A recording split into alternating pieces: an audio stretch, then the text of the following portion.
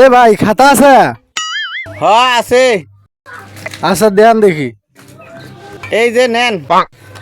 এই খাতাত কত পেজ আছে? 200 পিস আছে এখানে।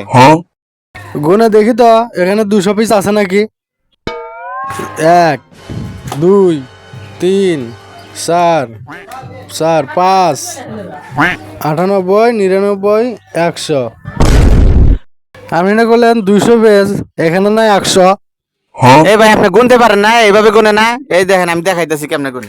এই 1 2 3 4 5 198 199, এই যে দেখেন 200। আপনি বুঝবেন কেমনে? লেখাপড়া তো করেন নাই। এই খাতা এটা কয় টাকা? এই খাতা 20 টাকা।